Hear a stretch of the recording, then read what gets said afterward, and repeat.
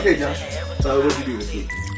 So this week was mostly a lot of playing Mega Man X, Mega Man, and Fire Emblem. Finally finished the Ashen Wolves DLC. Nice. So, Nice. Yeah. Is that like the DLC or is that like a section of the DLC? Sorry, Fire Emblem noob here. I'm not sure if that's like just a part of it or if it's the whole thing. So with the expansion pass, which was about $25, there have been 4 waves of DLC. Mm-hmm. This one is the actual first one that's actually like a campaign, kind of. Everything else has been a lot of cosmetic stuff. Okay, like, yeah, so what you'd expect from DLC primarily, and then the other one's more of a proper, like, more stuff to do. Yeah, so it does add 4 new characters, 4 new classes. Are there any more parts of the past left to be released? I'm not sure on that, because that may have been the past already. They state that it was the final wave. However, when people were data mining it, when it first came out, there were 6 files, or 6 slots, essentially. Each time a wave of DLC came, one of those slots got filled up. Right, so, so when you would mine again, you're like, DLC A, B, C, and D. But there's still E and F. Yeah. Allegedly. Yeah, there's still 2 But open Nintendo, slots. or that's Nintendo first party, right? They don't have like a third party company that works on that. Like Fire Emblem is. Well, I know Nintendo. they publish it, but I think it's from Intelligent Systems. I think. Okay, so neither of them, or according to them, it is done. Yeah, they're stating that was the final. Interesting. But maybe they nixed the rest of it. Maybe it's incomplete. Maybe. Who knows? That's a funny thing about data mining. You never know sometimes because. Yes, the data exists there, but you never know for what reason. It's like when people data mined a bunch of lines from Overwatch, there's all this speculation of whatever. But realistically, if you think about it, it's probably just throwaway lines, right? Yeah. Then you have things where when they data mine, like Smash, and they saw stuff that hinted at Ryu, and lo and behold, Ryu really was introduced. So sometimes it is a thing, sometimes it's not a thing. That's the funny thing about data mining. It is there, but is it anything? Yeah. What else going on with you? Any UGIO, anything like that going on? Got to play some Yu-Gi-Oh! Pro with Noel earlier, actually. Nice. Yeah. For those of you who don't know Noel, you will become familiar with him in the coming week, probably. So there's that. It's just our friend. Yeah. Longtime friend. Yep. So, yeah. Anything else? I mean, I think that's really it. Other than the thing we did? Yeah, other than that, and then just getting, waiting for the Mega Man Zero and ZX collection to come out. Nice. So. It looks really good. Yeah. I'm really excited, though, that they are like we talked about an episode or 2 ago, about how there is expressed interest in porting the Battle Network games. I really hope so, because I also want Star Force to be included with that. Because Star Force, it was kind of the weird successor to Battle Network, but didn't seem to get as much attention. But I've played the first game. Recent, what year was that roughly? I mean, these are like DS. Okay, so even that one was still that era. Okay. Yeah. So Battle Network was from Game Boy Advance, and then the final game came out on technically DS. Okay, I wasn't sure. Yeah, it could have been that generation disconnect and the lack of calling it the same thing. Possibly, but I'd like to see more Golden Sun. Oh yeah, that would be Golden fantastic. Yeah. Star Force is a good game. Anyways. Josh. You're Josh too now. No, John? No. Josh too. There's too many. I'm Gotsberger. I went to the zoo and got to that really annoying part in Last of Us where you have to start the generator in Colorado. Last of Us, again, we're not going to talk. You and I are going to talk about 2 eventually, because I do have a thing of wanting it versus not wanting it, and both of us still liking the first one, but having our stances on that. But in terms of the first one, I just recall a lot of, other than the pretty good storyline, I just recall a lot of when the level restarts because you fuck up, and the checkpoints are pretty generous, but like you'll walk in and it's like, don't get detected, and then it like blacks out and then loads in again, and you're back at the beginning of the stage. I just recall a lot of that in Last of Us. Is a lot of me fucking up and then just hearing the same dialogue or going back to the beginning of the level over and over again, like when you're supposed to avoid the clickers, and I kept running into them, and I was just like, okay, this is annoying. Like, I know I'm not. It's me just being bad, but still at the same time. No, I'm on grounded too, so it's extra. Okay, hard. you're playing it on a stupid ass difficulty. That's why too. That explains that. I had troubles on regular difficulty. I'm gonna take a step away from that for like a day or 2. Take a breather. Okay. All right, then. So then, since I did stuff with both of you, that's going to be revealed in my week. This week's been pretty bad. I haven't made a social media post on it just because I'm usually good about all this stuff, keeping people in the loop and news and stuff like that. But I did take a personal week, no videos. Both of my video series were put on hold. And you guys will probably be hearing this on a Tuesday because I think I am going to probably edit this tomorrow night or when you guys are hearing this the night before, just because it's just been a week. Some car issues with people in my life, and blah, blah, blah. But it's not all bad, though, because despite the fact that the week in general was bad, it was also just something I kind of needed for breathing room, too, because I've been doing this shit consistently for months now, and having to have 3 dedicated series that you promise is going to be out every week and doing it consistently for, on top of having a full-time job, it's like people who have that schedule usually, like content creators who have that schedule, that's usually what they do. Mm-hmm. So I'm taking on a full-timer's content creator schedule while maintaining a full-time 9 to 5. So it was one of those things where I kind of realized this. Josh talked to me about it a bit and kind of eased my mind on it because I was very doubtful still. I felt like I needed to cram. I felt like I needed to get this done. But he made a very good point that sometimes you just need that break. And I think that's true. Obviously, if it sleds into the next week, this is more of just bad habit now instead of whatever, but that's not the case. I know it helped too, because the game I was going to do a video on, I didn't really get much time in it anyways, so all that really did was also help me flesh out my opinions on that game. So it worked out in the end. Now, bad week aside, it was nice getting that break. I went and saw the Sonic movie with Josh. We're going to do a spoiler cast on that. Spoiler for those of you who have no intention of listening to that, basically, it's alright. To me, it's the pinnacle definition of alright. It was far from blatantly offensive or badly written or anything poor to the extreme extent, but it was far from being a fucking Criterion Collection edition. It's just right there in the middle. It was a nice, brainless fun in the sense that I had a good time watching it with Josh. Like, it's just a movie that I watched it, and I don't feel like it robbed me of time. I felt like it was a good time out. Had some popcorn, had some soda, you know what I mean? Just that experience of watching a film. Mm-hmm. By the way, if you're that bitch who was taking photos in the front for whatever fuck all reason with your flash on, yeah. Fuck you. I hope you're listening to this. I hope someone you were there was listening to this. Come at me, alright? I'll give you a address. That was so damn annoying. Yeah. I gave her, I said, she did it 3, then a 4th time, and I said, if she does it a 5th time, I'm going to yell out. Well, I can't say on the podcast because that's not kosher what I was going to say. It wasn't anything racial. It was just something it was pretty derogatory. Yeah. And I was going to say, I said, if you do it one more time, I said to myself, I promised myself, I know I'm going to embarrass Josh. And I was gripping the fucking armrest, and I was already ready. I was going to say, if this bitch does it one more time, I'm calling this bitch out. Like, I'm like straight up calling this bitch. Standing up, opening my flashlight on my phone, spotlighting that bitch and saying, you bitch. Yeah. You. But I was hella tempted to grab that empty bag of popcorn. That would have been fantastic too. Right. Yeah. Like, I felt bad because everyone else around us was just enjoying it. And this is the thing I was telling John, is that when I saw it, the thing that actually did bring me a bit of joy too was most of the people that were in the theater with us were children, and they enjoyed it. Mm-hmm. And it actually kind of melted my heart, and I was just kind of like, this is great. Like, these kids have no idea how shitty this movie is. Like, well, it's shitty in the sense of, like, it's not great. Yeah.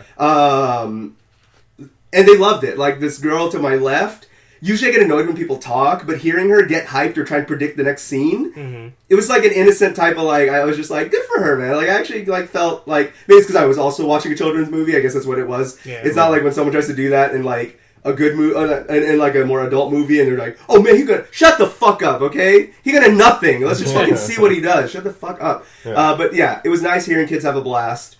And it was an interesting Discord conversation. I'm sure a couple of them are probably gonna hear this. And it was an interesting thing that someone brought up. So there were 2 sides to it. One brought up, like, it's interesting how the movie was geared so much towards children when the fan base has grown up so much. Now, I understand where his sentiment came from. And it's an totally okay sentiment to have. But you gotta understand, for the marketing of it, we're gonna die a lot sooner than the people they're appealing to. As long as the kids that I did hear having a blast were having a blast, that was a success to them. The fact that I was sitting there, like, face-palming at a lot of the corny jokes, they don't give a shit about that. Yeah. You know what I mean? Millennial Jones over here, they don't care about me. they were happy that the other kids in there were rioting whenever something silly would happen. Oh yeah, there was that little girl in front of us that kept jumping up and down every time there was like an action scene going on. Yeah, she was getting really hyped. Like, that to me was like the purest innocence. Yeah. And if you're some old-ass bitch sitting in the front row taking pictures with flash on, fuck you. Yeah. All right, so aside that, it was a pretty good experience, and then the thing that really lifted my spirits was having a great time at K-pop night. John, Mallory, and Josh's replacement were all there. It was John took a picture that was so funny because it looked like I'm going to tell my kids this is disconnected cast photo, because all it was just it is all of us basically, and then some other dude who's clearly not you, and then I was just like, oh yeah, that actually looks like one of those dumbass photos. It kind of works to the whole meme because Josh doesn't ever appear on camera. So oh yeah, that's true. For all anyone knows, that is you. Maybe. But anyways, no, but it was a good time though. It was crazy packed. I mean, K-pop night usually gets really busy, but like could not get like to the stage sometimes when my song's about to come on type of thing where I usually have. It's busy, but like I have no idea. I have no problem just torpedoing my way through. Yeah. This was like, all right, you get the fuck. Yeah. It was crazy. It got really busy. Now a lot of people there were definitely not part of K-pop night. We're there more because of Valentine's Day. This was a K-pop Valentine's Day event, but also just there in general to celebrate. There were a lot of couples there. But what was really cool, there were a couple of older couples who were definitely drunk. But they were up towards the front. They were having a great time, even though I'm sure they had no idea what's happening. They were very... I mean, when you think about it, when you walk into that night, if you have no idea what's going on, like innocently, like boomer, like you walk in, and unless you're homophobic or like racist or something... When you walk in, it really is a spectacle because you have a bunch of random people of all sorts of demographics who all happen to know this dance for some reason of varying difficulty, some of which are very difficult. And it's like the new Macarena. Basically, it's a spectacle, and it was a lot of fun. I had a blast. It was something I needed to really close out the week.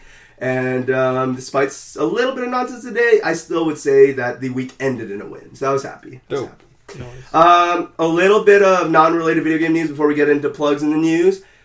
Something really fucked up happened. I believe it was at a French fashion show. I'm sorry now if I'm incorrect because racial profiling was already the topic of the thing, and I may have fucked up. Anyways, it was some sort of fashion show. And this really prominent K-pop singer, one of the biggest solo acts, Chunga, was there. And one of the journalists that was there, as she was she got a big ovation because, she's a guest of honor, stuff like that, and then they were all cheering.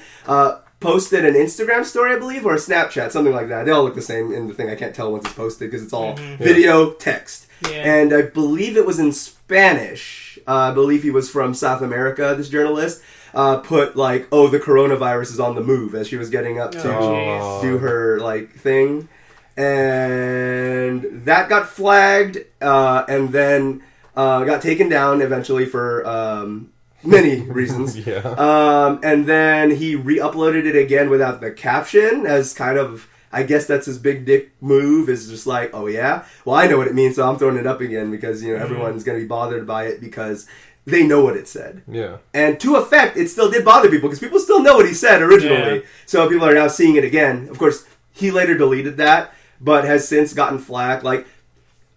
It's just... We live in 2020, and the fact that this is still a thing. There was that Asian dude who got beat up recently just for being Asian because some ignorant ass people just wanted to beat him up because of they're using this thing as a reason to. Yeah. It's fucked. It's really fucked up. And the sad thing is that the hate is kind of it's the reason I think the hate is so strong is it's also really localized. For example, in Korea right now, there are a bunch of people who are protesting Chinese people to get the fuck out. It sucks. It's tough. It's one of those things, all Muslims are not terrorists. Yeah. All Chinese don't have the coronavirus. It's just a weird PSA for me to just go out there and say, stop being a dick. Stop being a dick. It doesn't, it's just insane to me that, this kind of ignorant hate is so alive and well here in this, in 30-something years alive, I would have thought and liked to think that we would have progressed. Because that's the thing, especially here in the States. I don't know how it is everywhere else in the world, but here in the States, we have this huge, hipster movement of how progressive we are. That these waves of generations are becoming more progressive and more tolerant. But I see people that are younger than me or not much older than me being just as piece of shit as we claim not to be. Mm-hmm. It sucks. Like, I don't know, man. Just don't be a dick. And don't take pictures in the fucking theater. What is that? Like, what are you... Why are you taking... Like, what is... Seeing Sonic... Like, is that what she's doing? I didn't understand the mission statement. They weren't even, like... They didn't even look like they were selfies either. No, they were taking pictures of the screen. Yeah. I think what they were doing is they were trying to do, you know... Oh, I'm watching a movie. Click. Yeah. Like, oh. But she was some fucking, you know, middle-aged lady who doesn't know how to turn off the flash. Like, she looked older. She's definitely older. She's probably in her 50s. Telling all the friends at the office, you know. I'm watching Sonic. I'm here watching the kids. I'm watching the kids Sonic movie. Yeah, so... Oh, and then before we get into the thing, I heard a funny... Matt got in trouble for kind of saying this shit, but like... Okay, I was listening to an old episode of Super Best Friend Cast, and Wooly had made a point where I was just like, of course Wooly gets to make the point, and no one can say anything, but like, he was just like, it was when Luke Cage was new, and they were talking about it, and Wooly was like, it's pretty good overall, but the thing that's a little off-putting is the way the dialogue flow is not always, like, that smooth. He's like, it'll be like, great statement, great point, riveting plot, blackity black, blackity black. And then I was just like, oh my god, I know exactly what Wooly means though, because there's a lot of like really blaxploitation interjects and like really unnecessarily used a lot of the time. Yeah. He'll be like, yo, Luke, you can't be doing the blackity black, blackity black. And I was just like, oh god, I know what he means though. I know what he means though. Luke Cage had that issue where it was just like, they were so worried about not being black enough that they overkilled it in a lot of scenes. Like, and then it was just a weird mix because then it would go a long time without it like really being over the top, and then it would happen again, and then all of a sudden just shoehorned in there. It was a weird pacing issue because of that, and I was happy to hear Wooly just call it out so hard and just be like, he was like standing up because he knows not anybody can just call that out about the show. Yeah, he was like, no, it's true. Yeah. Again, overall though, the problem with a lot of these Marvel shows is the fact that they all just end up being shitty. Whether it's like Daredevil, where like the first season was great, and then it got shitty. You have Jessica Jones, where it nosedive in the second half of the first season. You have Luke Cage, where it nosedive in the second half of the first season. You have Iron Fist, where it never took off. Yeah. Like, it's just, sadly, they have that issue. And then same thing with Agents of S.H.I.E.L.D., where like it did not get good till like the second or third, or I mean, probably, arguably, second half of the second season and third and on. Yeah. It's like, you can't, it's really hard to sell something where you gotta tell somebody, oh, it gets better. Yeah. Like, I have a friend who was, like, interested in The Office, and, like, I told him, like, it does get better. I did my whole rewatch. I'm almost done. And it's still funny to me. But I agree, if you don't get it at first, or if you don't, like, have rapport with the characters yet, it's really not that good of a show. If you're just watching, cringy, you can dive into any of the funniest moments in the later seasons, but if you don't understand why that's wrong for Michael Scott, or why that's fucking funny it's Stanley, or why Jim is doing that to Dwight, it's really not that funny. Yeah. You're just kind of just diving in blind, and there's no relationships build up, so you're like... Same thing with Peep Show, one of my most favorite sitcoms of all time, which is unfortunately hard to find anywhere now. Yeah. I love to tell people about that show, but a lot of them couldn't get past the first couple of episodes because it's really dry and slow. It's very very dry, very slow. But yeah, like you really have to start to get to know the characters, and then you see like the terrible things that they're doing. Yeah, exactly. And because there has to be a build up and a point to all this bullshit. Yeah, because in the end, they're all really shitty. They're all really shitty. It's like Always Sunny before Always Sunny, basically, in the sense of like, you may think, well, Sunny's a little more blatant about them all being shitty. Imagine if Sunny kind of had at least a veil over a couple of the characters where they seem more normal at first, but you're like, they're all fucked up. Yeah, because in Peep Show you got Jez, who's just kind of an idiot. He's a piece of shit from the beginning, kind of. Yeah, like pretty much. Like he's only in it for himself, really. And then he's not really bright and just gets jealous of everything. Yeah, and then a lot of times just because he doesn't understand it. Yeah, and then you got the other... It's just... Was it just Dave? Or what was the other characters? There was... I know David Mitchell's the actor. Yeah, Mark. Which is David Mitchell's character. Gerard, Sophie, Mr. Johnson, like Big Suze. Like with Mark, he like puts himself on this pedestal... But he does shitty things because he's just so, like, at first, awkward. He does come off as a normal, like, relatable dude. And then you realize that he's also kind of narcissistic and really, like, self-absorbed and arrogant, too. Yeah. That you're like, wow, you're actually pretty fucked up, too. Because Jez is an innocent idiot. Yeah. Mark is a maniacal, like, he kind of knows sometimes what he's doing. Jez is blissfully unaware. Mark is an asshole sometimes. It's funny. It's a good show, though. Y'all should check out Peep Show. Yeah. Good stuff. It's a good watch. And then on corrections, we don't usually have corrections, but corrections, because someone wanted me to point it out, is that it's more clarity than corrections, because, like, I did, like, mean what I said last episode, but I kind of, like, misspoke a bit. To be clear, $450 is the production cost for the PS5. So when I was saying that would be the bottom dollar they sold it, I meant if they sold it at cost. Because some people were like, no, that's what, they were correcting me as if, like, I didn't know that was a production cost price. I know that was. What I was saying is, if they even wanted to make nothing off of it, that would be breaking even. The least they could do was $450. So obviously, if they're going to go PS4 route of the similar amount of debt that they start out with, the console would have to cost $500 at least. Yeah. So they're making $50 off each console. That's about what they did with the PS4. So I think that my projected, from episodes ago, my projected guess of 600, I'm pretty confident at this point now we're going to see a $599 announcement. Yeah. Unless Microsoft does otherwise. Because, again, Sony CEO has already said that they're kind of waiting for Microsoft to throw a price out there, because that's how they're going to determine their price. Because Microsoft, other than bad press last gen, or current gen technically still, had the big disadvantage of bad price point. Because although they justified it by the Kinect being the other $100, you didn't have an option to not get the Kinect at first. So it's still $100 more than PS4.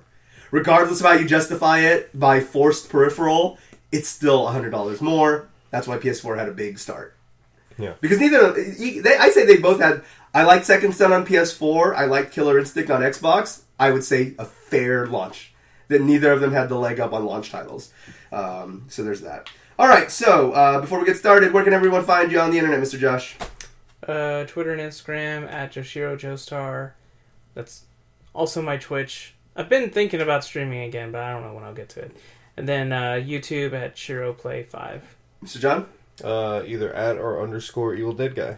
There you go. And my stuff at ZDRocker at all the places, SlimAsianEntertainment.com and DisconnectedCast.com. So, CD Projekt Red, very, very cool peoples. Also a bit fucked up sometimes, but overall, cool people for the most part. They have announced, the very good announcement is that Witcher 3 has hit $50 million in revenue on Steam alone, which is fantastic. Now, obviously, this is due to the Witcher Netflix show Boost, because after the show came out, there was a huge boost of users, I forgot the exact number, but a huge boost of users on Steam that got the game and started playing it. So very cool, happy to them. What this means for them, more importantly than hitting that big number, is that because they passed a certain threshold of whatever amount it was, 80% of the revenue from now on for Witcher 3 goes straight to them. Nice. So I guess they paid off their Steam debt or something like that. So now they get more of the share, basically, because I forgot what the original split is between Steam, and I forgot how much percent they take. But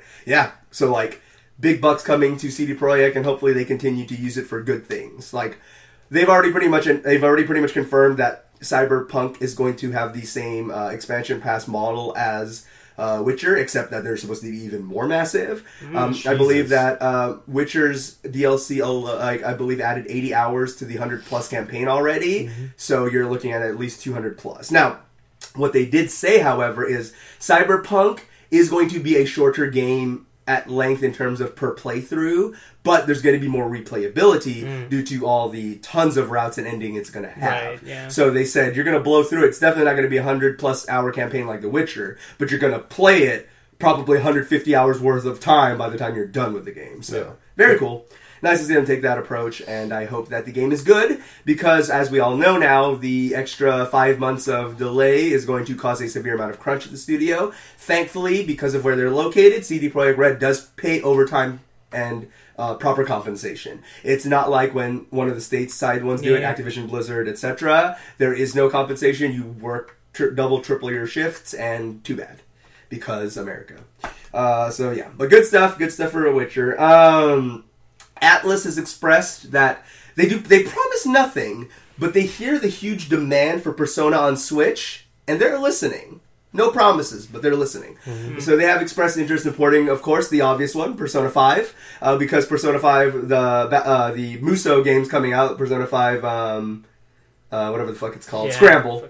Persona 5 Scramble is going to be coming out, so people think that's a little weird that the spin-off game for a game that's not out on Switch is coming out. Mm-hmm. So they've expressed that, and they have said that if Red Tape allowing, they also want to do Persona 4 Golden, and then they'll see from there. That would be pretty dope. Persona 4 and 5 are both fantastic games, so to me that would, I think, especially introducing to the Switch, would have a huge blow-up. I think it'll sell like hotcakes on the systems. They should also port 1 and 2. They should, eventually, yeah. But...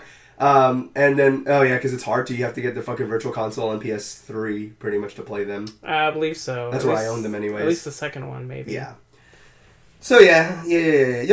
Good stuff, for them. Let's see. Oh, they've also, confirmed that they will be, editing. It's kind of a spoiler that happens later in the game, so I'm not gonna really say, but they are censoring a scene from the port of Persona 5 Royale due to homophobic content. Yeah. So they are going to move. What would be better is if it didn't exist in the first place. I mean, yeah, but yeah. Japan's not really. Yeah, so it's on the one hand, it's good that they're doing that, but I think they're only doing that with the Western release, which correct. Is. They're not fixing the Japanese one. Exactly. Like, that's kind of also a problem, too. Yeah, it's weird because the content is... the implication of that scene is pretty severe, and in Japan, it's supposed to be a big lol joke. Yeah. So, not good. Yeah, it's... Obviously, it'll be linked below for those who are curious and want to know what that is. I do advise it's not great, so prepare to be offended. It really isn't that great, and what's probably even worse are the people who are mad about it. Yeah, it's like, why do you care? It's not a good scene. It shouldn't even be in... I agree with you. It shouldn't even be in there in the first place. Yeah, exactly. So... But yeah, that is a thing. At least they're getting rid of it here, because I don't want that shit in my game. Patreon has a new program called Patreon Capital, in which you can opt in for cash advances. So instead of having to wait till your month is up and then getting money the regular way, you can get a cash advance. Of course, it comes at paying that back plus interest. So up to you on how you want to receive your cash at the end or beginning of the month. But based on if you're above a certain tier and you opt in for that program, you can now get your money faster. It's your cash and you want it now. You can go ahead and do that through Patreon. Interesting. They said that the reason they want to do that is some people are willing to pay a plus premium to get their money early, because sometimes it's just, you don't want to wait for your fucking money. Mm-hmm. You need it a little bit earlier. Now, there are risks of it, of course. If, as Patreon does work, if some people drop subs or don't drop their pledge by the end of the month, by the beginning of the next month they have not paid or opted out, your money can go down drastically. So if you were to lose like 100 people pledging $100, you make a lot less all of a sudden than what you expected. So if you did the loan ahead of time and it was based on your projected income, you now owe Patreon that much more. So careful.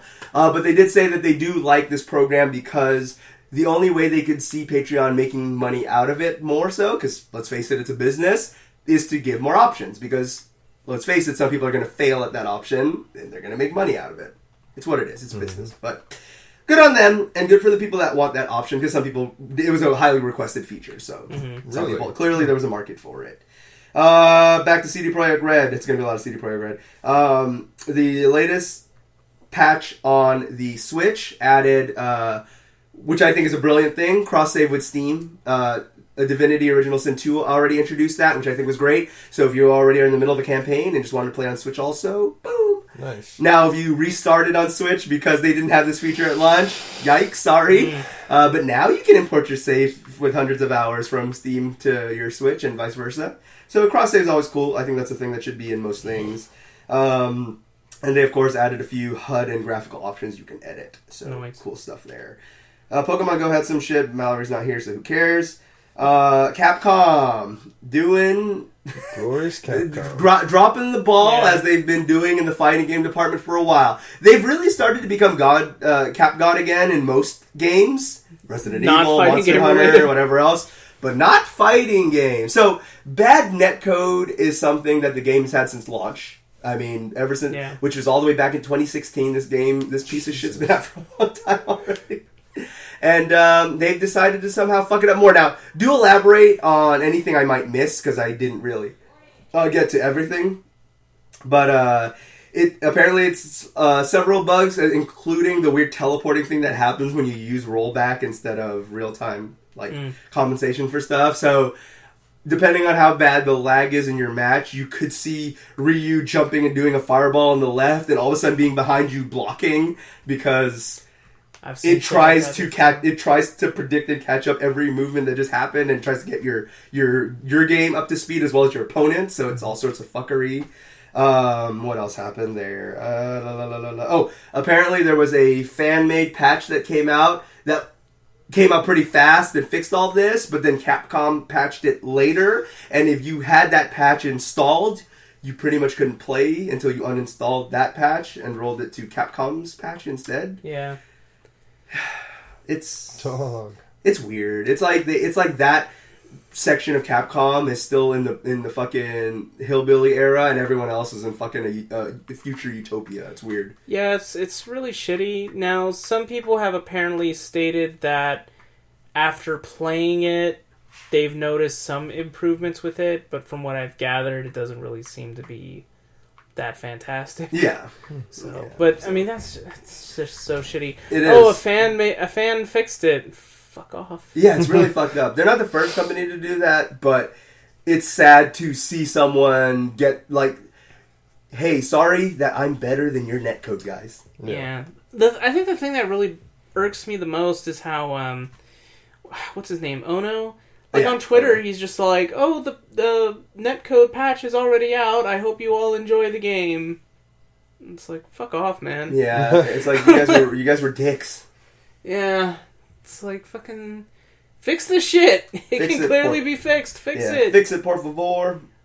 Speaking of good companies, Platinum Games has a very big announcement coming. I haven't said what it is.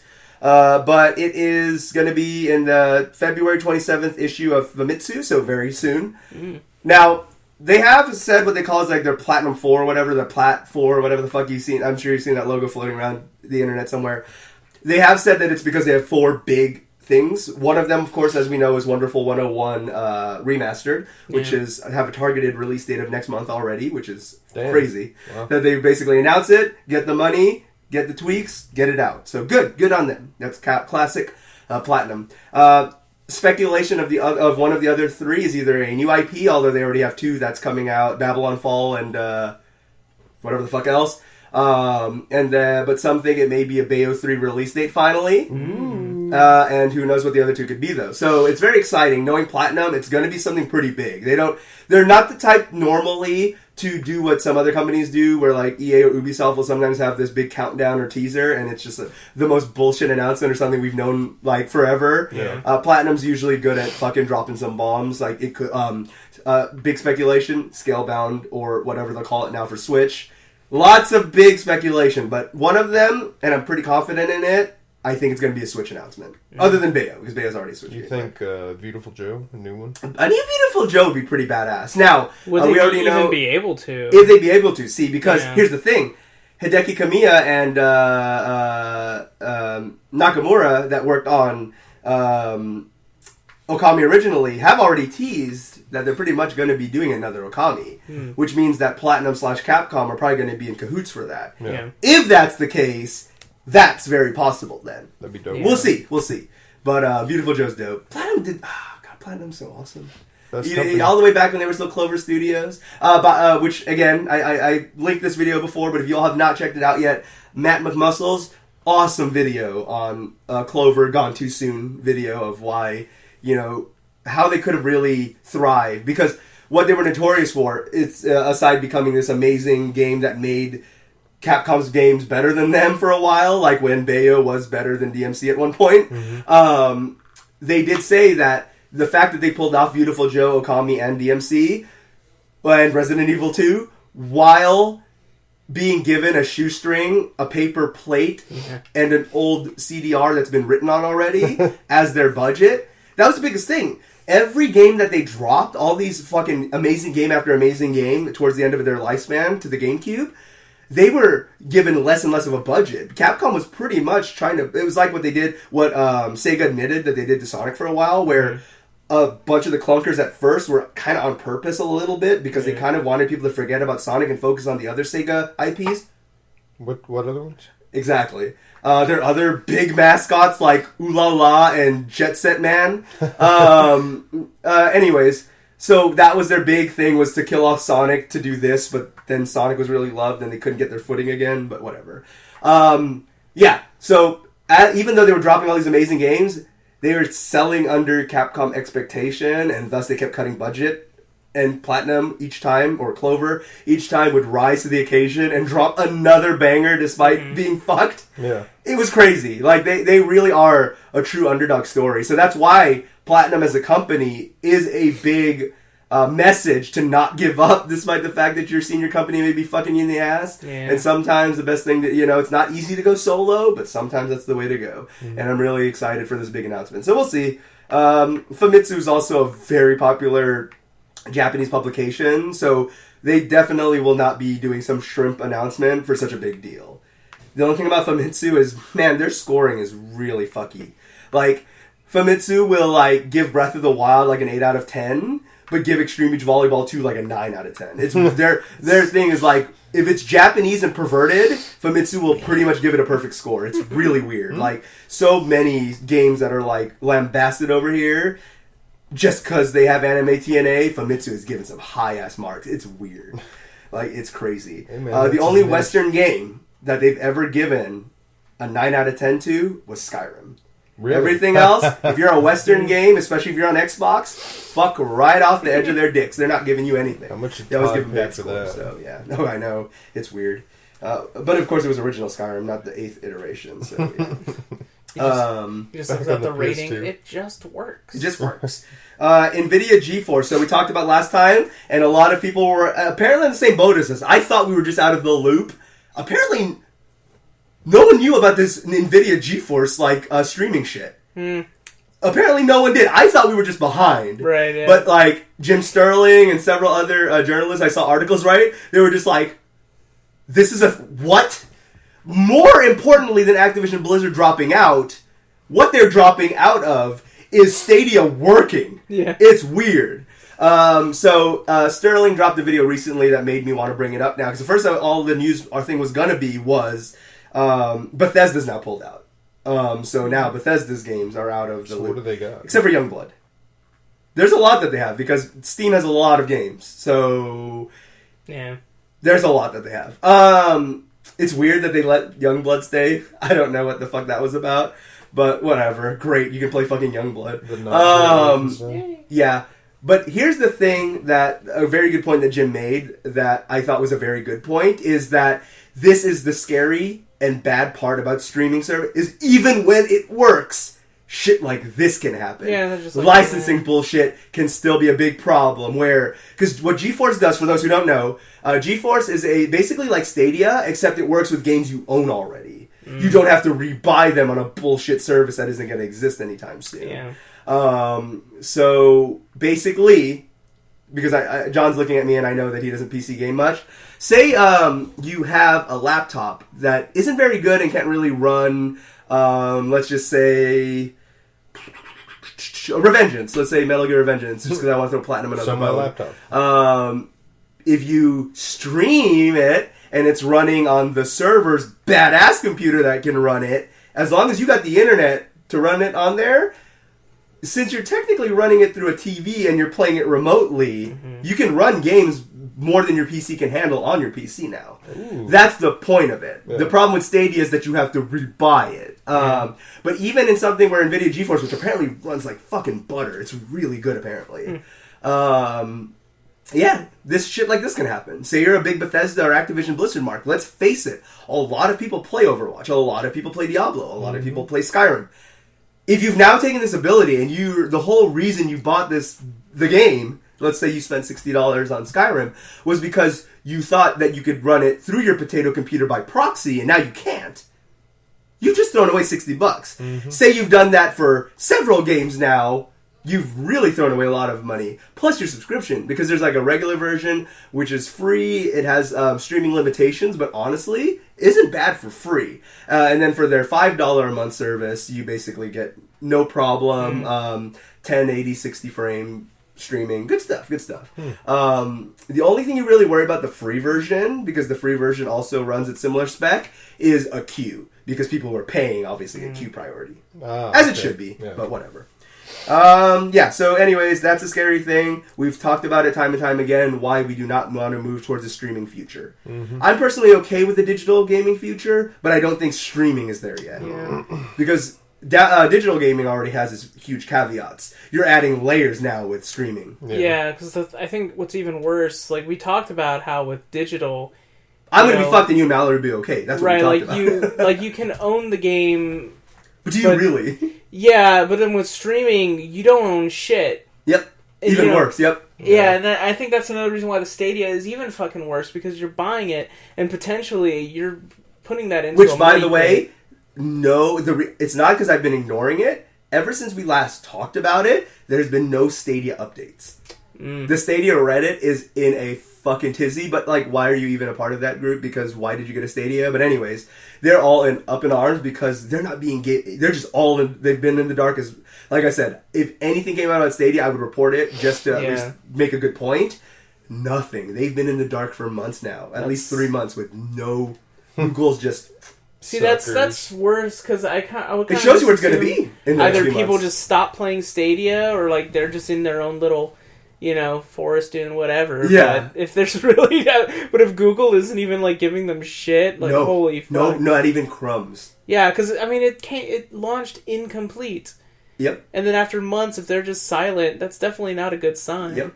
Because what this means is they're figuring out how long is it worth before they sunset this shit. Yeah. How long till they sunset this shit without getting a class action fucking lawsuit on everyone who bought one on this piece of shit that's failed. Shit. Could be on the death march by now. It could be. Now, we talked about, I think we did, but I forgot. I don't think you were there when we talked about the overheating issues it had. But basically, because it's just a Chromecast. So, this thing that can sometimes barely run Netflix is supposed to run 4K uncapped frame rate gaming. Even realistically, 1080 60 frames is not going to happen, right? Yeah. Anyways, a lot of the units were overheating, either shorting, not really melting, but could be. They were getting to pretty high temperatures. Yeah. So some people were crying about it on the Stadia Reddit, to which they were met with, "Oh, this must be like, you must be like 1 in a million because we tested the fuck out of this, and there is no way this shit should be overheating or melting." Yeah. To which tons of other people said, "Nope, it happened to me too. Nope, my Chromecast resets every time I try to run a game. I can be in the middle of a fucking Destiny raid and it resets because it gets too hot." Fuck them. Fuck them. That's like the only thing in the last few months that's even happened is just them answering a question to complaints, but there's been no update status in like 3 months. Yeah. Fuck them. Poor Stadia. I mean, you want to be faithful. I had a friend who really wanted to get it. He was sad that he didn't get in on there. I said, dude, this is why you shouldn't have. You should be happy now. Yeah, he saved himself some money. Yeah, basically. Speaking of pieces of shit, Tiger games are coming back for some dumbass reason. It's part of this nostalgic, retro 90s kids will understand bullshit. Oh, God. They're going to be sold through, they're going to be, here we go, this shows you how good of an investment it is. They're going to be sold through GameStop exclusively, that rising epitome of great business. So you can get a failed product through a failed product. For $14.99 starting sometime. Oh, that's way too expensive. Boy, those GameStop CEOs really know what? what's up. If I saw that shit for like $5, I'd be like, I'll humor myself. Yeah. $15? Because at least when they relaunched the Tamagotchi, they also showed you all the cool badass flagship ones they have now, which I'm excited to get my Pac-Man one in soon. And it was a nice little novelty thing for $12. And it functioned still. It was a smaller, slightly stripped down version, but it still worked primarily. Yeah. The Tiger thing was always a piece of shit and never worked, ever. And it was just because your parents couldn't get you a new Game Boy game, but they didn't want to, like, totally fuck you, so they gave you a Tiger game. Yeah. I owned a few, and I donated my parents for it. It showed that they cared. Yeah. They didn't know how bad it was. So are these just re-releases? They're going to be some of the rehashed ones to whatever they have the rights to still. Oh, man. So I will I'm sure say, Swamp Thing is not going to be a thing. That's the one I had. I'm sure that's not going to be a thing. I will say, though, I would probably go out and buy it if they brought back the Independence Day like target shooting one. Yeah, see, that one I actually liked that one. That's one of them. I think any of the movie ones are probably off the table. Yeah, any of the probably. Disney ones are probably off the table. Oh, yeah. It's going to be the most bullshit ones, like generic rugby or some bullshit like that. Racer. Yeah. Tiger Electronic Stories. I had Swamp Thing and a couple others. Did you guys have any particular, other than the Independence Day one? Yeah. Any other ones you remember having? I had a Jurassic Park one. Nice. I used to have the old Mortal Kombat one. That one was ass. Yeah. You fucking out hearing that shit. And I had like a couple of others, but I don't think they were Tiger. I think they were just like brand. Tiger likes. Yeah, like one of them was a racing game. Oh man. And yeah, I had a basketball one that was a Tiger like. So. Oh man. I think I had a fishing one. Fishing one? Yeah, okay. And that was an actual Tiger one? I'm not sure. Okay. I mean, I'll admit they were novel. Yeah, and when we were dumbass kids, we didn't realize how piece of shit it are. Yeah. When you think about how much that probably cost our parents, and buttons for hurt. like the two, like how badly they worked and how they kind of didn't really work in essence, it's really fucked up in hindsight. So to try to charge us now, I know a bunch of dumbass kids are going to go out there. Oh, excuse me, dumbass millennials are going to go out there and buy it and be retro. I'm going to see it on my Facebook feed. I'm going to want to kill myself. Mm-hmm. But see, there goes the YouTube recommendation. But I just think that no. Don't, please. Tamagotchi I can understand because you're still making better versions of it and you're trying to just get people back into nostalgic hype. Never went away. For those who don't want to buy a $50 one. Yeah. Exactly, it didn't never go away. It's true. They've been making Tamagotchi for years and they've been getting really... There's so many cool ones. Like, you have the ones that can link together. Like, I'm sure it's through NFC or some shit, but like... or IR, where like you can do almost like Digimon, but then instead of battling, you do activities. The Digimon ones. The Digimon ones. Yeah, I actually did the reissues, so I've been thinking about getting one. If you guys are down, yeah, I'll I thought about it. I like Digimons. Yeah, so there's that. Speaking of irrelevance, Deadpool is going to be in Fortnite Season 2. Because, what's cringier than yelling chimichangas and liking Deadpool? Playing Fortnite. So it's a match made in heaven, or hell. So they have announced it is just going to be a skin. It's not going to be like the Thanos limited edition event thing where all the powers and shit. It is just going to be, you're going to look like Deadpool. Fucking great. It's going to cost $10 or $9.50. You get your V-Bucks. Basically, with 1 month's worth of your free V-Bucks you get with the Battle Pass, you can pay for it using that. You're going to see twice as many Deadpools at cons now, and now they're going to have fucking Fortnite gear. Yeah, they're going to be doing flossing while doing... Oh my god. Oh yeah, spoiler cast. What I was going to say... another thing that was interesting is apparently the people who are working on Deadpool 3, when they saw the success of Birds of Prey, are thinking about going for a PG-13 approach because they think that's what might fix the Deadpool movies. Damn. No. Can you not? Wait, they fixed what do you mean the fix? Deadpool movies? What? Because apparently Deadpool 2 was flopped to them. It was under expectations, did not make the box office dollars they wanted it to. So they want 3 to be the next big thing. They want 3 to hit like 1 did. Because apparently 2 hella failed in the box office. According to them. According to the people who worked on the movie, it didn't miss the bar. Hey, the bar could have been $1 billion. I don't know. All I'm saying is that it didn't make how much Deadpool 2 should have made. I know it did good, but it didn't make enough. What's it getting? Like, how far removed are these assholes where they think, like, oh yeah, let me tone it down suits, a bit? Of course they're hella far removed. Yeah, exactly. But that's the thing, right? You think just because you copy Birds of Prey's rating, it's gonna... Yeah. That's weird. Also, Birds of Prey was PG-13, right? Yeah. I believe so. So it worked. Who cares? How many times has adjusting the rating... Technically, did it work because apparently Birds of Prey was a flop? Yeah, that's true, too. The studio does consider it not making expectation. Well, why is that their benchmark? I mean, it's a February release that... It's not a blockbuster. There was just something out, like a passion project. It's true. It was kind of just... Yeah. It just kind of fell out of nowhere. It just kind of got released. It just turned it out. Thankfully, it was good, but it just kind of... got it fucking plopped out. I mean, I really don't think that Deadpool should be PG-13. Yeah, it doesn't work. No, Deadpool's supposed to be hella violent. Yeah. And the humor he does, let's face it, is a bit adult. Now, is this in response to like the MCU merger? Oh, Birds of Prey was actually rated R according to IMDb right now. Oh wow. Really? Yeah. I don't know. So then their excuse makes no sense. Yeah. I don't. Or maybe they mean since Birds of Prey flopped as R, they want to avoid doing an R. That might have been what they meant then. Maybe. Regardless, how many times has tuning rating for success ever worked? It never really has. Yeah. You've had things go G to R and not work, and R to G and not work. It's a good movie or it's not. That's kind of always how it's been. Now, it could be that what they're thinking of is like, well, if we do PG-13, we can get all the kids to watch it. That's always, yeah, that's probably what it typically, is. a lot of studios have said that the reason they try to avoid an R rating if possible is because PG-13 movies pretty much always make more money than R movies. Yeah, because statistically. it's a wider audience. Yep. But that's just the box office. Like, after the fact sales, kids are still going to buy it because it's But Deadpool. but it doesn't matter, though, because Yeah, if it's they- still they undersold care in theater. about the box If I office started numbers. 5 miles ahead of you from the start line, and we end, you'll eventually get to the finish line, but I'm still 5 miles ahead of you. Yeah. So they want to it's get just what it they want to is. make their money back, like during those box Yeah. office sales. It's considered a failure the second it fails the weekend, pretty much. Yeah. If you don't make the projected weekend, it's already pretty much considered a flop. You Yeah. pretty much don't expect a greenlit sequel. Yeah, it's very rare if they're going to look at the sales like worldwide. Like Godzilla, King of the Monsters was actually one of the few films that I've seen where the companies, like the execs, didn't care about opening weekend. They wanted the worldwide numbers. Yep. Yep. Because they were like, yeah, we kind of know it's not going to do well in America. We're waiting till it hits China. Yeah, Yeah. and it blows up. Yeah. Yep. Speaking of movies, good segue. Borderlands finally gets a director, writer, creative man. So it's been in production since 2016. This is how long the Borderlands movie has been an idea, or been worked on. They claim it's been worked on for the last 4 years.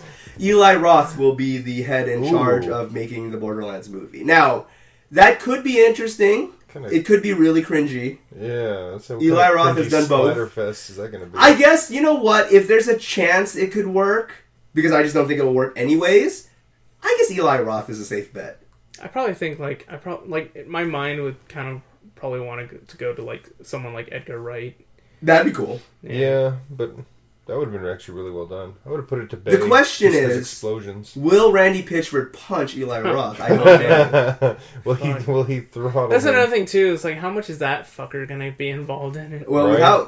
it's like they either killed him or locked him up in a closet because he has had no social media presence ever since the Good. allegations. Which is good. Yeah. Because he needs to shut the Shit fuck wizard up. finally learned. Like the time that he was trying to coax that interviewer to talk shit about Jim Sterling. That shit was so fucking funny. That one He guy was that's in kept love trying to with me. coax that guy. He was just like, he has a hard on for me. He's all, he's British, bigger dude, always angry. And the journalist knew, but he wasn't fucking taking the bait. He was just like, I have no idea who you're talking about. Yeah.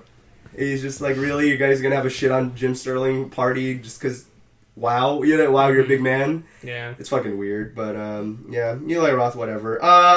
Overwatch is allegedly leaked because of someone's LinkedIn account. Going to be getting a TV show, and Diablo will be getting a Netflix anime. Now, with how good Castlevania worked, the Diablo anime could work. Could. Under the right hands. Overwatch TV show. I don't know. What's the What television? It's I gonna mean, be what animated or channel? what? Yeah. I would assume now if it's Pixar style, like that kind of good animation, Could be cool. Maybe Like reboot. But what channel would pick that up, right? Yeah, like the old ass reboot. like old reboot, That's yeah, how it like should that. be. But it's like, what are you gonna do? Are you gonna go? Coming up next, Brooklyn.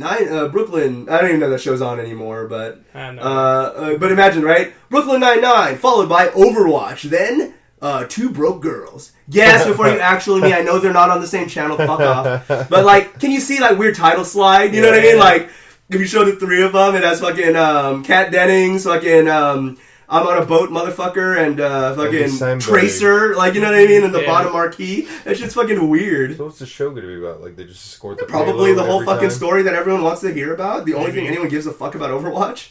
The lore is good. So yeah, that. To be fair, I see the demand, but my whole thing is I don't see it working as a TV show. Is it I would slated worry for a that network? it would be That's too the low thing, is budget. that's how it sounds. Yeah, because they're not stating that it's going to be on a streaming service. Exactly. Because That would usually look they'll better. preface Because it like because Diablo was clearly marked Netflix anime. Yeah. So if Overwatch says TV show, one would assume that if Diablo is marked so clearly, assumingly Overwatch would be on Are they television. going to put it on Cartoon Network or Nickelodeon? Adult Swim. Yeah, Adult Swim. Maybe. Throw it on Hulu, fuck it. But that's not TV though. So It would be there by proxy Right. when it's been aired already. It would be kind of weird. Like, I don't really see that happening, because that'd be weird for you to we'll have one show on Netflix and the other to their competitor, Yeah. Hulu. Hopefully the guy's LinkedIn account's just fucked up. Because again, Yeah. this is just some Activision executive dude's like LinkedIn leak. Yeah. Dude is a dumbass and posted it on there before it was announced. Jackass. So we'll find out when it gets announced, whenever the fuck anyone gives a fuck. Mhm. It's just weird. Animal Crossing Nintendo Direct.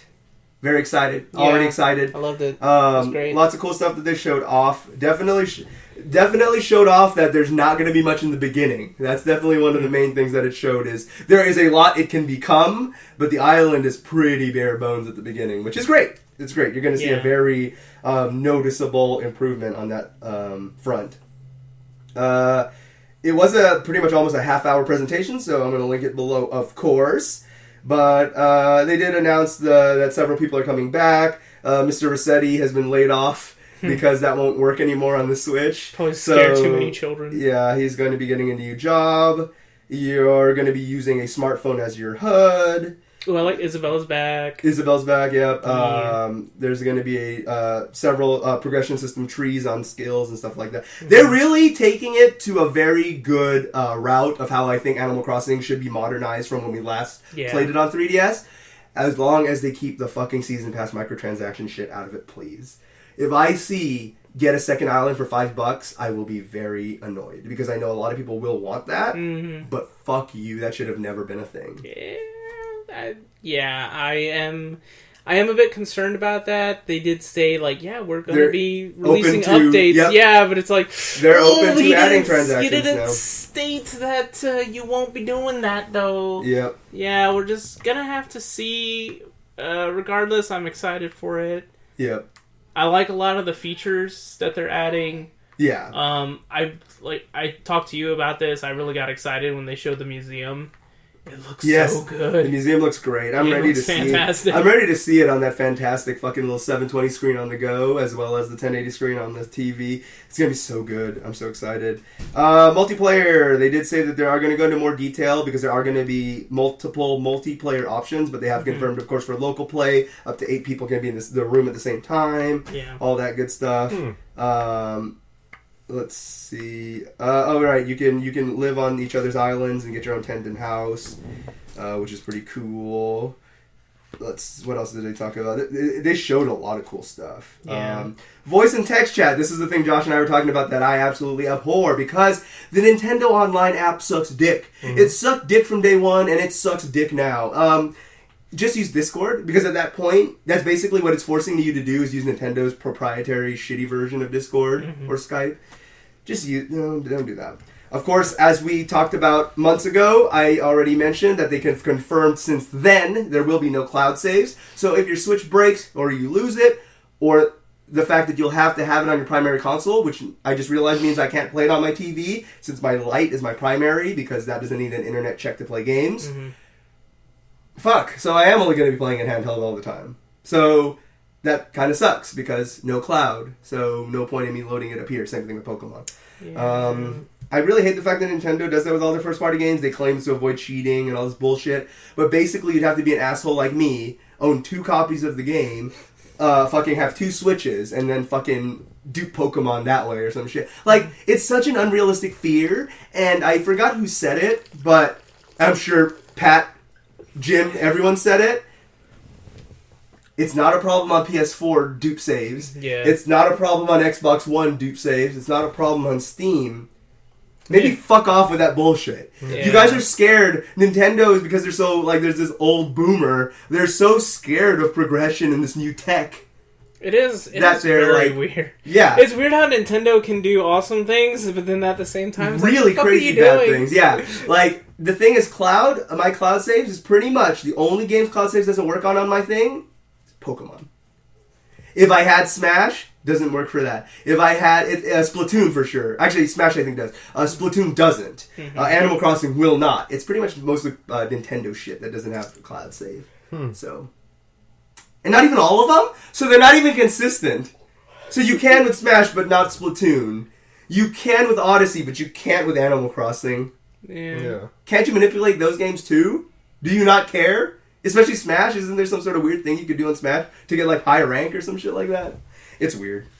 Of course, like everything, everyone's islands are going to be pre-generated at the beginning. However, unlike the previous ones, you know how like sometimes, at least I don't know if you guys did this, but what I did is I would restart till I got the setup I wanted. Yeah. Yep. So, this one you get to choose. Yep, I like having the river right down the middle with the bridges. I thought that was so cool. Here, although you will each have a beginning island setup, you will be able to alter the terrain and stuff a bit more to kind of play with the shape of the island, more so than you could in the previous games. There'll be connections to Pocket Camp, but fuck that piece of shit. They did say mostly, at least for now, they did say updates will be free, at least quality of life / event updates. But they haven't said that there won't be DLC or expansion. Yeah. So one of those walking on. Also sounds like there's going to be like a lot of amiibo support. Where did we find those cheap amiibos of? I forgot who it was, but they were real. It was like it was one of the Heroes of Fantasies. Okay, yeah, they had like one of the Animal Crossing amiibos was like for $4 because it was one of the other animals that wasn't. Yeah, wasn't it an otter or something? It was one of the otters. Yeah, or it was the otter. And then it'll work with the cards, which I don't even know where you can buy those now. On eBay. Okay, cool. They're probably like expensive now. I would bet. So yeah. I thought the feature with the 3DS one was kind of neat. You can scan the QR code for it. Oh, right. So you can get designs. Yeah. Yep. Which makes me wonder if that's also going to be their way of still giving people an excuse to play it. Yeah, so because you can't do that on Switch because Switch doesn't have a camera. Yeah, you have to use the app. But fuck you, app! Yeah, so I guess you can make a design on the 3DS one. Then dude, I see so much cool shit. I had a JoJo's thing. fucking shirt for my character. It was so cool. Nice. God damn it. Yep. So we'll see. Yeah. A lot of stuff they announced, a lot of stuff they kept in the dark. Lots to find out still about Animal Crossing when it drops next month. I am really excited though because I'm going to be so busy with Animal Crossing next month and Final Fantasy VII in April because I'm so fucking stoked. It looks so fucking good. That I again aside crunch, I'm kind of glad Cyberpunk got delayed because that'd be too much saturation. Yeah, a bit. Yeah, so it was supposed to come out this month, wasn't it? Yep, both of them were. But yeah, Doom Eternal and Animal Crossing still share the same date. Nice. And now everyone's making the joke I made forever ago, but whatever. That's a thing now.